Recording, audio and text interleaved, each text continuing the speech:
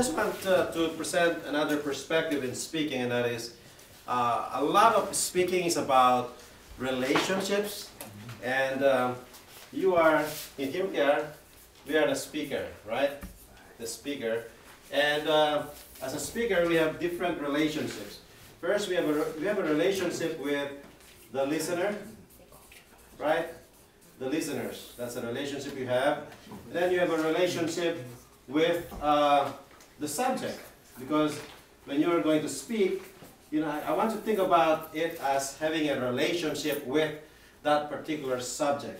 And then another relationship is your style of speaking, your relationship with your style of speaking, and of course this one, your relationship with God, Spirit. Now this is already given. I won't talk much about it because all of us should have a good relationship with the Spirit of God. But the success of our speaking deals a lot about how good is your relationship with these ones. Let's start with the listeners. How good is your relationship with the listener? When you have a good relationship with, for example, the listeners, basically people would be, because you have such a good relationship, people automatically would love to listen to you. You know, they want, because if you have a problem with the listeners, people won't listen. No matter how good you are, if you don't have a good relationship with the listeners, they say, who is this hypocrite speaking, right? So, therefore, what I'm trying to say is, part of developing and training ourselves to be good speakers is develop a good relationship with the listeners, with the audience. Simple.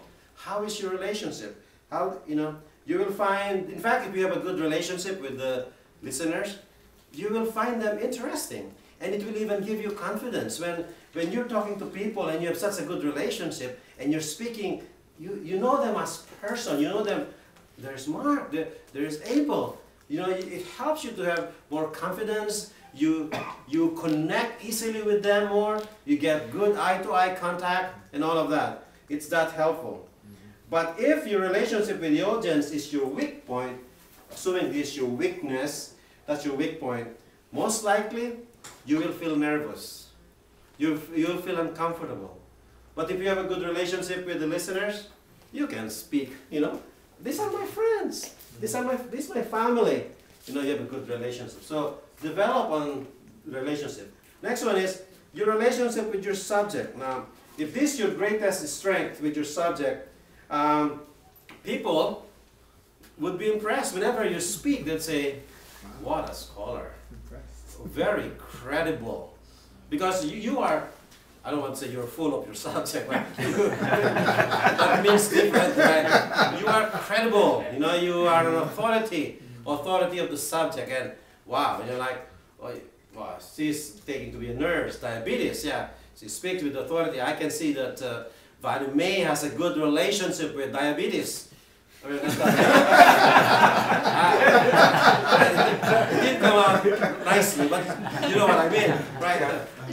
So relationship. So if you don't have a good relationship with, you know, with your subject, what will happen? Well, you will feel insecure. You will feel nervous. You will be at a loss. Probably you will even forget, or maybe you will always be reading your notes like this and no connections, because you're not.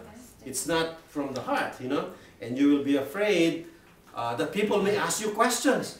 They might ask me questions later on, and I don't know what to say, right? So relationship. So think about it as relationship with the subject.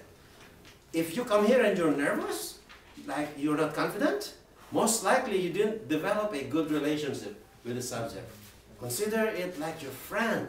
Get to know your subject, you know, as much as you can. I mean, Troy has a really good relationship with, you know, with your subject a while ago. I can see you have a good relationship with 99-cent stores. You spoke with confidence, Troy. So, you know, that's good. Now, what about style? Well, style, when you have a good relationship with style, I hear so many comments here, boy, you're a natural. You're a good speaker. Have you heard that a few times here? Because that's what it is. And then when you have a good relationship with your style, you know, you're a natural, so it's easy for you to speak and with eye contact, you know, with power, with gestures. You can even give humor. I mean, I can see Anthony. Anthony has a good relationship with his style, right? So when he speaks, he knows he can pull the strings and he can, he knows that. He has the mechanics, the delivery, and all that. And also those with this good style, they can easily speak impromptu. They can wing it.